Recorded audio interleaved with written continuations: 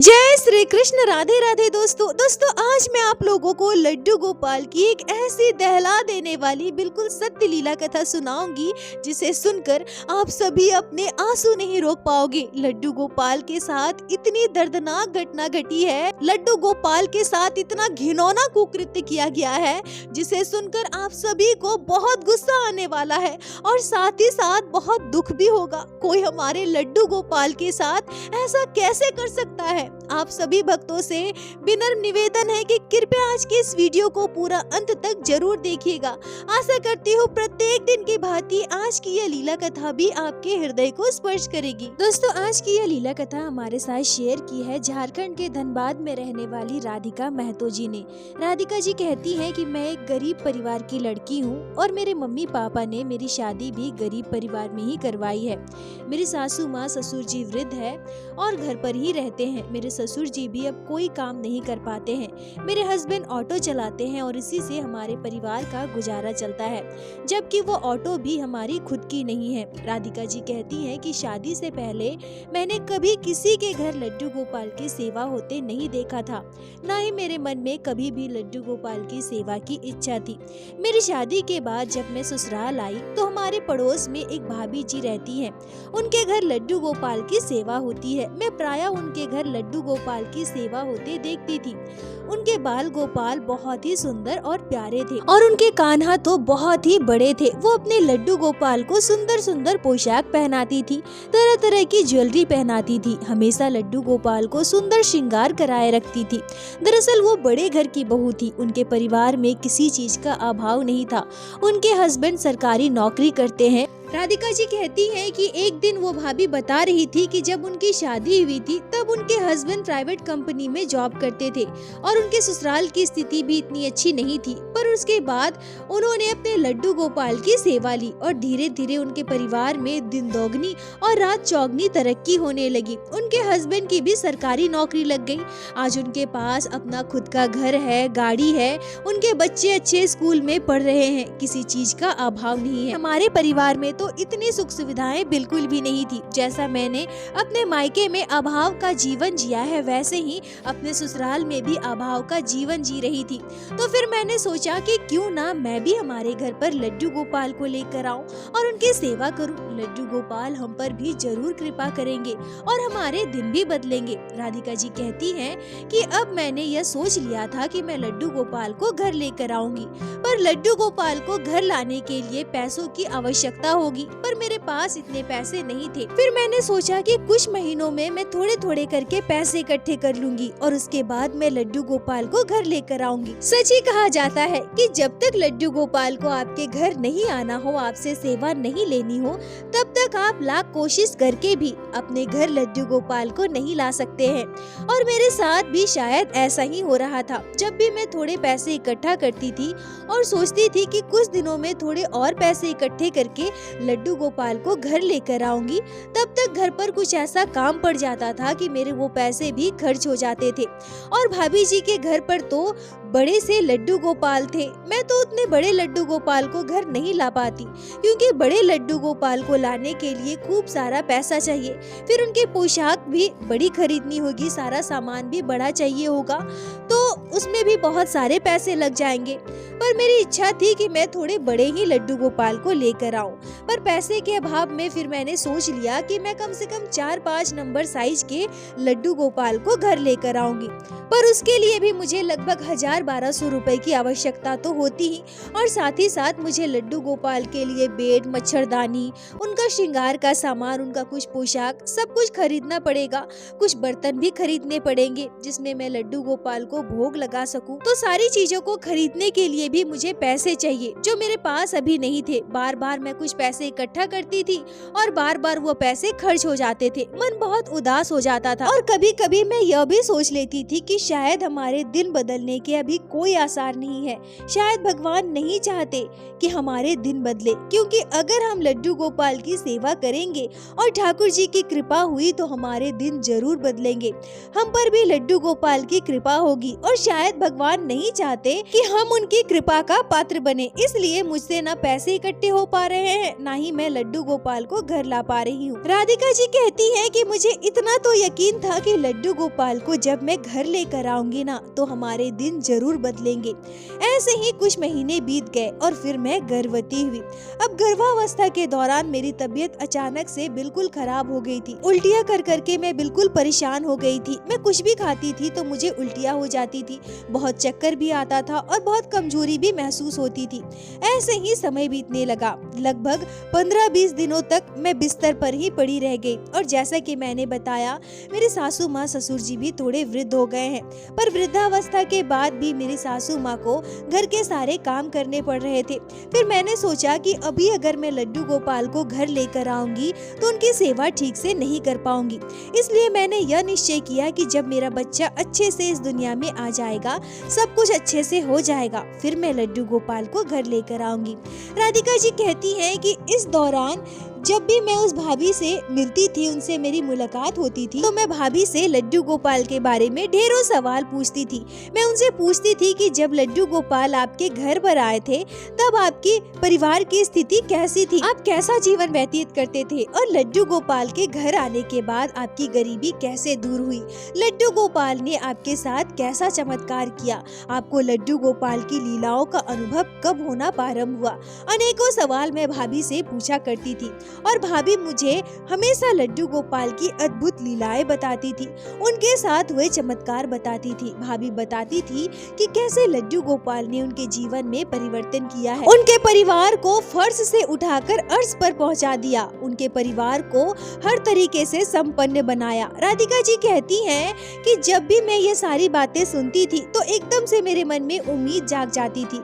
मेरा संकल्प और भी दृढ़ हो जाता था कि मुझे लड्डू गोपाल को घर लाना ही है और उनकी सेवा करनी ही है। मुझे यह पक्का उम्मीद था कि लड्डू गोपाल की कृपा मुझ पर जरूर होगी, लड्डू गोपाल मुझ पर कृपा जरूर करेंगे। यह मैंने सोच रखा था कि जैसे लड्डू गोपाल की सेवा भाभी ने प्रारंभ की थी, जैसे जिस नियम विधि से लड्डू गोपाल की सेवा भाभी किया करती हैं, ठीक वैसे ही मैं भी लड्डू गोपाल की सेवा प्रारंभ करूंगी।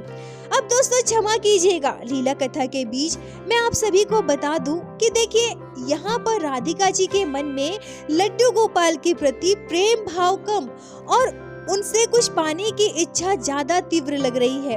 ऐसा लगता है कि राधिका जी को बस यही अपेक्षा थी कि लड्डू गोपाल की वह सेवा करेंगी तो उनके जीवन के सारे दुख समाप्त हो जाएंगे, उनके घर पर धन की वर्षा होगी। राधिका जी, ये लीला कथा आप तो जरूर सुन रही होंगी, तो क्षमा कीजिएगा, मैं आपके लिए ऐसा कह रही हूँ। पर दोस्तों, क्या कुछ पाने की इच्छा से ही लड्डू गोपाल को घर लाना चाहिए, उनकी सेवा करनी चाहिए? क्या लड्डू गोपाल को घर लाने के लिए उनके प्रति हृदय में प्रेम होना, भक्ति होना यह जरूरी नहीं है? विचार कीजिएगा और कमेंट में जरूर बताइएगा आप लोगों को क्या लगता है। दोस्तों, अब मैं लीला कथा में वापस आती हूँ। राधिका जी कहती हैं कि ऐसे ही समय बीतता रहा और अब मैं इंतजार करने लगी कि कब मेरा बच्चा इस दुनिया में आए, कब मेरे बच्चे का जन्म हो और उसके बाद मैं लड्डू गोपाल को घर लेकर आऊं। एक बार सही सलामत मेरा बच्चा इस दुनिया में आ जाए, फिर तो मैं जल्द से जल्द लड्डू गोपाल की सेवा करूंगी। और तभी मैंने एक दिन यह बात अपनी सासू माँ से भी कही। तब मेरी सासू माँ मुझसे कहती है कि नहीं बहू, अभी तुम लड्डू गोपाल की सेवा नहीं ले सकती, क्योंकि देखो मेरी तबीयत भी ठीक नहीं रहती, घर के काम भी मैं ठीक से नहीं कर पाती और कल को जब बच्चा आएगा तो उसकी देखभाल भी करनी होगी। और अगर ऐसे में तुम लड्डू गोपाल की सेवा लेती हो ना तो सब कुछ करना बहुत कठिन हो जाएगा। मेरी मानो तो 2-4 साल रहने दो, उसके बाद लड्डू गोपाल की सेवा लेना। राधिका जी कहती हैं कि मेरी सासू माँ ने जब ऐसा कहा तो मैं भी यही सोचने लगी कि मेरी सासू माँ ठीक कह रही है। अभी घर पर इतने सारे काम है, कल को बच्चा आएगा तो काम और भी बढ़ जाएगा। फिर अगर मैं लड्डू गोपाल की सेवा लूंगी तो मैं उनकी सेवा कैसे कर पाऊंगी? चलो ठीक है, कुछ वर्षों के बाद ही मैं लड्डू गोपाल की सेवा लूंगी। पर कुछ दिन जैसे ही बीतते थे, कभी मैं अगर इस बीच भाभी से मिल आई या फिर उनका रहन सहन देख लेती थी, उनके परिवार की स्थिति देखती थी, उनके परिवार की सुख सुविधाएं देखती थी, तो फिर से मेरे मन में यह बात आ जाता था कि नहीं नहीं, मुझे लड्डू गोपाल की सेवा जल्द से जल्द लेनी है। अब ऐसे ही समय बीतता रहा और फिर मेरे बच्चे का जन्म हुआ। मेरे घर बेटी का जन्म हुआ था। बच्चे के जन्म से हमारा पूरा परिवार बहुत खुश था, पर कहीं न कहीं मेरे मन में यह बात आई थी कि अगर लड़का होता तो कितना अच्छा होता, क्योंकि हम लोग इतने अमीर तो नहीं है बेटी की शादी अच्छे परिवार में करवा सके। लड़का होता तो हमें किसी बात की चिंता नहीं होती। राधिका जी कहती है कि मैं झूठ नहीं कहूँगी, पर मेरे मन में यह बात आई जरूर थी। पर फिर भी भगवान हमें जो देते हैं उसे ही हमें स्वीकार करना ही पड़ता है। अब मेरी बेटी के छठी वाले दिन मेरी सासू माँ ने आस पड़ोस के लोगों को आमंत्रित किया था। वो भाभी भी हमारे घर पर आई थी। भाभी ने मेरी बेटी को गोद में लिया, उसे खूब आशीर्वाद दिया। तभी भाभी कहती है कि तुम्हें पता है, जब मैं गर्भवती थी ना, तो हमारे परिवार के हालात बिल्कुल भी अच्छे नहीं थे। मैं दिन रात लड्डू गोपाल से प्रार्थना करती थी कि हे गोपाल, मुझे एक पुत्र संतान देना, मुझे लड़का ही देना। और फिर देखो, लड्डू गोपाल ने मेरी सुन ली, मेरा पहला संतान ही लड़का हुआ। राधिका जी कहती हैं कि सारे मेहमानों के चले जाने के बाद जब मैं अकेली लेटी थी तो मुझे भाभी की बात याद आती है। अब यह बात मेरे दिमाग में घूमने लगा था। मैं सोचती हूँ कि अगर मैं भी अपने बच्चे के जन्म से पहले ही लड्डू गोपाल की सेवा ले लेती तो आज मुझे भी बेटा होता। राधिका जी कहती हैं कि ऐसा बिल्कुल नहीं है कि मैं अपनी बेटी से प्यार नहीं करती या अपनी बेटी को नहीं मानती, पर बस इसलिए कि इसकी परवरिश अच्छे से नहीं हो पाएगी, हम कल को इसकी शादी अच्छे घर में नहीं करवा पाएंगे। यही कारण था कि मुझे लड़का चाहिए था। मैं अपनी सासू माँ से कहती हूँ कि मम्मी जी, मुझे लड्डू गोपाल की सेवा लेनी ही है। मेरी सासू माँ कहती है कि अरे बहू, मैंने तुमसे कहा है ना कि तुम्हारी बच्ची अभी बहुत छोटी है, ठंड का मौसम शुरू होने वाला है, अभी तुम अगर लड्डू गोपाल की सेवा लोगी ना तो उनकी सेवा अच्छे से नहीं कर पाओगी। कुछ समय रुक जाओ ना, 1-2 साल बाद तुम लड्डू गोपाल की सेवा ले लेना, बाबू को थोड़ा बड़ा हो जाने दो। पर राधिका जी कहती है कि मेरे दिमाग में तो बस यही बात बैठ गई थी कि किसी भी अवस्था में मुझे देर नहीं करनी है, जितना देर करूंगी उतना ही मेरा नुकसान है। मुझे जल्द से जल्द लड्डू गोपाल की सेवा लेनी चाहिए। राधिका जी कहती है कि मैंने किसी की नहीं सुनी और अपनी बेटी के जन्म के मात्र 1.5 महीने के बाद मैं अपने घर पर लड्डू गोपाल को लेकर आई। कुछ पैसे मैंने पहले से ही जोड़ कर रखे थे और कुछ पैसे मैंने अपने हस्बैंड से जिद करके मांगे और फिर 4 नंबर साइज के लड्डू गोपाल को घर पर लेकर आई और उनके साथ साथ लड्डू गोपाल का सारा सामान भी खरीद कर लेकर आई। मैंने भाभी से पूछा कि जब आपके लड्डू गोपाल की सेवा आपने प्रारंभ की थी, उस दौरान आप कैसे लड्डू गोपाल की सेवा किया करती थी और किस प्रकार की सेवा से आप लड्डू गोपाल की कृपा का पात्र बनी है। भाभी ने मुझे लड्डू गोपाल की संपूर्ण सेवा विधि अच्छे से समझा दी और उसके बाद मैं लड्डू गोपाल की सेवा करने लगी। नवंबर का मौसम था, सर्दियां भी शुरू होने वाली थी और इसी दौरान इतने सारे काम भी मुझे करने पड़ते थे। अपनी छोटी सी बेटी को संभालना पड़ता था, साथ ही साथ लड्डू गोपाल की सेवा भी मेरे लिए बहुत मुश्किल हो रहा था। पहले तो मेरी सासू माँ घर के कामों में मेरी मदद भी कर दिया करती थी, पर ठंड की वजह से उनके घुटनों में काफी दर्द बना रहता था। वो चलने फिरने में भी असमर्थ हो रही थी, उन्हें असुविधा होती थी, इसलिए वो घर के काम में भी मेरी मदद नहीं कर पाती थी और ऐसे में मुझ पर काम का बहुत ज्यादा बोझ हो गया था। ऐसे ही लगभग 10 दिन बीते, 20 दिन बीते, पर मैं सोचती हूँ कि लड्डू गोपाल ने अभी तक मेरे साथ कोई लीला क्यों नहीं की, मुझे अपने होने की अनुभूति क्यों नहीं करवाई। राधिका जी कहती है कि इन 20 दिनों के दौरान मैं 3 बार भाभी के घर जा चुकी थी और उनसे बस यही सवाल पूछा करती थी कि भाभी, आज 10 दिन बीत गए, लड्डू गोपाल ने अभी तक हमारे साथ कोई चमत्कार क्यों नहीं किया। भाभी, आज 16 दिन बीत गए, लड्डू गोपाल ने तो हमारे साथ कोई लीला की ही नहीं। भाभी, आज 20 दिन बीत गए, अभी तक हमारे जीवन में कोई बदलाव क्यों नहीं हुआ, हमारे साथ कोई चमत्कार लड्डू गोपाल क्यों नहीं करते। भाभी मुझे अक्सर यही समझाती थी कि राधिका, तुम इतनी परेशान क्यों होती हो, विश्वास रखो ना, लड्डू गोपाल कृपा जरूर करेंगे और ऐसे हड़बड़ाने से कुछ भी नहीं होता, बस निस्वार्थ भाव से उनकी सेवा करती रहो, देखना एक न एक दिन सब कुछ ठीक हो जाएगा। राधिका जी कहती हैं कि ऐसे ही समय बीतता गया और सच कहूँ तो मैंने कभी भी लड्डू गोपाल को अनुभव नहीं किया था। मैंने कभी भी लड्डू गोपाल के किसी लीला को या उनके किसी चमत्कार को महसूस नहीं कर पाया था। लड्डू गोपाल ने हमारे साथ अब तक कोई लीला की ही नहीं थी, हमारे दिन भी नहीं बदले थे। 1 महीने बीत गए, 2 महीने बीत गए, अब ऐसे ही 3 महीने भी बीत गए, पर अभी भी लड्डू गोपाल की कृपा हमारे परिवार पर नहीं हुई थी। ठंड का मौसम था, घर के इतने सारे काम, छोटी सी बच्ची को संभालना और साथ ही साथ लड्डू गोपाल की सेवा करना, पर फिर भी मैं सब कुछ बहुत अच्छे से संभालती थी, बस इसी उम्मीद में कि लड्डू गोपाल भी हम पर कृपा करेंगे, हमारे दिन भी बदलेंगे, हमारे साथ भी चमत्कार होगा, हमारा भी समय बदलेगा।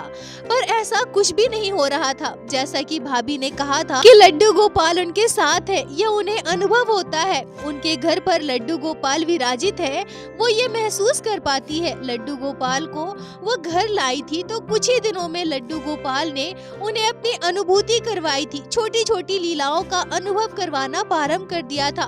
पर अब लड्डू गोपाल की सेवा करते हुए मुझे 3 महीने बीत गए, पर अब तक मैं लड्डू गोपाल के किसी भी अनुभूति को महसूस नहीं कर पाई हूँ। अब मेरे सब्र का बांध टूट रहा था, अब मैं धैर्य नहीं रख पा रही थी। लड्डू गोपाल लीला करेंगे, हमारे साथ चमत्कार करेंगे, हमारे दिन बदलेंगे, कुछ अच्छा होगा।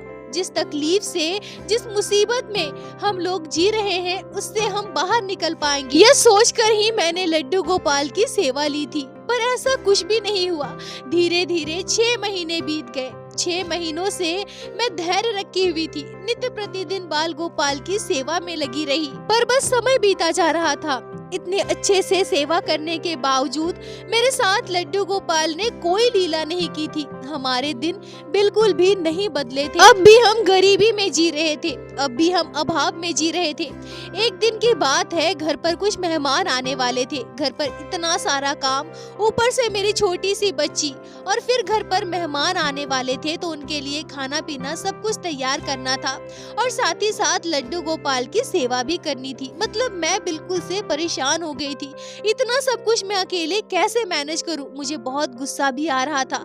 मैं सोचती हूँ कि मैं इतना सब कुछ कर रही हूँ और साथ ही साथ लड्डू गोपाल की सेवा भी करती हूँ, पर जब हमारे अच्छे दिन आ ही नहीं रहे हैं, हमारे दिन ही नहीं बदल रहे, हमारे जीवन में कोई चमत्कार ही नहीं हो रहा है, ना हमारे हालात सुधर रहे हैं, तो फिर मैं क्यों करूँ उनकी सेवा? क्यों मैं इतनी परेशान हो रही हूँ? क्यों मैं लड्डू गोपाल की सेवा में लगी हुई हूँ? आखिर कब तक मुझे धैर्य रखना है? मुझसे नहीं होगा, अब मुझसे ये सब कुछ नहीं होगा। आज ही मैं भाभी से पूछ लूंगी कि और कितना समय लगने वाला है। उनके साथ तो लड्डू गोपाल ने तुरंत लीला कर दी, तुरंत उनके दिन बदल गए, पर मेरे साथ ऐसा क्यों हो रहा है?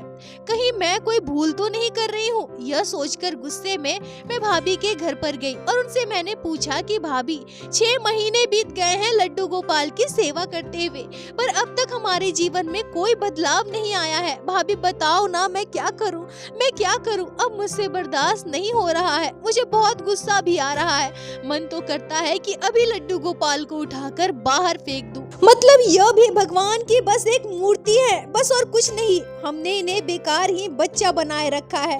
मैं तो समझ गई कि होता वही है जो किस्मत में लिखा है, और भगवान को जब कृपा करनी होगी तब वो करेंगे।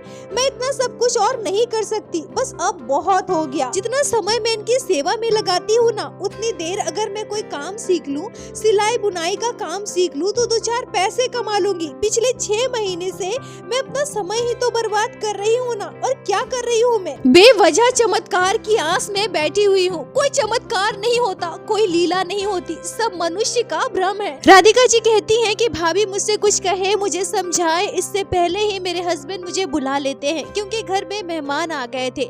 मैं गुस्से में भाभी के घर से अपने घर आ जाती हूँ। अब मैं सबके लिए नाश्ता तैयार कर रही थी, उधर मेरी बेटी रोने लगी। लड्डू गोपाल की संपूर्ण सेवा भी अभी बाकी थी।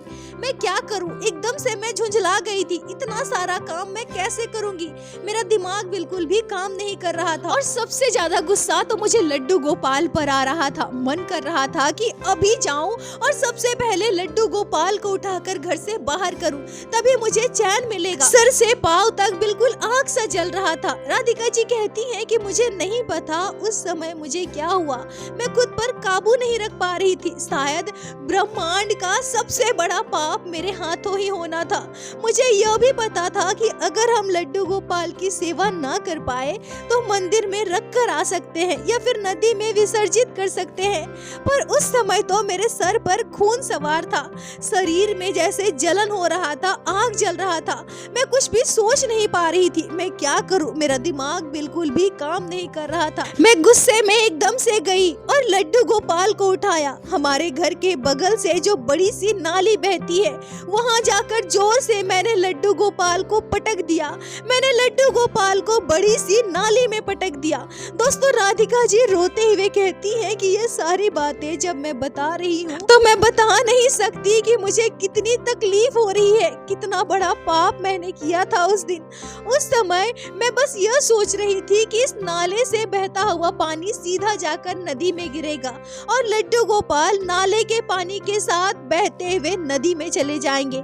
मुझे अब इनकी सेवा बिल्कुल नहीं करनी, मुझे करनी ही नहीं है इनकी सेवा। मुझे जीवन में कोई चमत्कार नहीं चाहिए, मैं जैसी हूँ वैसी ठीक हूँ। मुझे इतना टेंशन नहीं लेना है, दिमाग में मैं इतना टेंशन लेकर और नहीं झेल पा रही हूँ, मैं इतना सब कुछ और नहीं कर पा रही हूँ। राधिका जी कहती है कि मैंने लड्डू गोपाल को नाली में फेंक दिया और गुस्से में घर चली आई और अपने काम में लग गई। सबके लिए मैंने खाना बनाया, नाश्ता बनाया, मेहमानों का आदर सत्कार किया। मुझे एक बार भी लड्डू गोपाल की याद नहीं आई। मैं बिल्कुल भी यह नहीं सोची कि लड्डू गोपाल के साथ मैंने ये क्या कर दिया। मैं एकदम से नॉर्मल होकर सबके साथ हंसने बोलने लगी।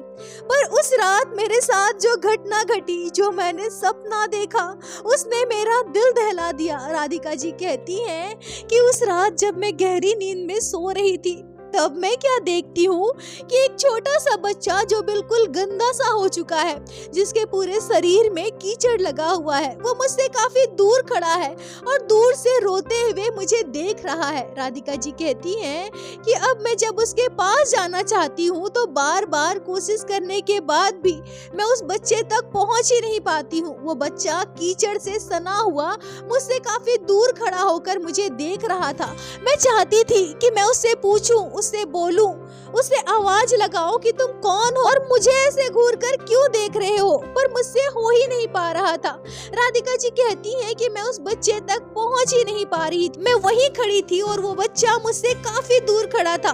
मैं मन ही मन सोचती हूँ उससे पूछूं कि तुम कौन हो, तुम कौन हो, मैं तुम तक पहुंच क्यों नहीं पा रही हूँ और तुम ऐसी अवस्था में क्यों हो, तुम रो क्यों रहे हो? अरे तुम हो कौन, तुम मुझे बताओ ना। क्या तुम मुझे पहचानते हो या मैं तुम्हें पहचानती हूँ? राधिका जी कहती हैं कि जैसे ही मैंने मन ही मन ये सारी बातें सोची, तभी एकदम से मैंने एक दहला देने वाला दृश्य देखा। राधिका जी कहती है कि मैं अचानक से उस बच्चे के श्रीमुख में अपने लड्डू गोपाल को देख पाती हूँ। मैं स्पष्ट देख पाती हूँ कि वो बच्चा कोई और नहीं बल्कि मेरे लड्डू गोपाल है। पर जब भी मैं उसके श्रीमुख में देखती हूँ, मुझे उसके मुख में लड्डू गोपाल दिखते हैं। बच्चा पूरी तरह से कीचड़ में सना था, वो दूर खड़े होकर रो रहा था। उसी समय मेरा सपना टूट जाता है और मैं भागते हुए लड्डू गोपाल के सिंहासन के पास जाती हूँ, जो बिल्कुल खाली पड़ी थी। मैं अपना सर पटकने लगती हूँ, मैं रोने लगती हूँ। मुझसे ये क्या हो गया? मुझसे बहुत बड़ा पाप हुआ है, मैंने ये क्या कर दिया? मेरे हाथों ये क्या हो गया? राधिका जी कहती है कि सुबह होते ही मैंने ये पूरी घटना अपनी सासू माँ, अपने हस्बैंड, अपने ससुर जी को बताई।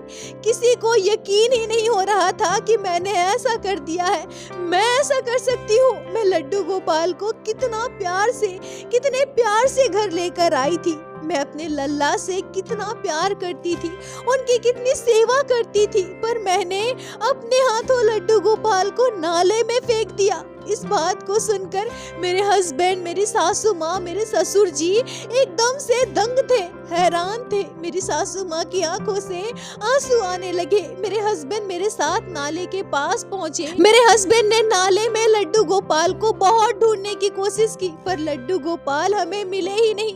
मेरे कान्हा मुझे वापस नहीं मिले। राधिका जी कहती हैं कि इस घटना को वर्षों बीत गए हैं। मैंने जो पाप किया है उसे मैं कभी नहीं भूल सकती। अपने जीवन के अंतिम क्षण तक मैं इसे नहीं भूल सकती। मैं बहुत रोई, मुझे बहुत पछतावा हुआ। मेरे हाथों बहुत बड़ा पाप हुआ है।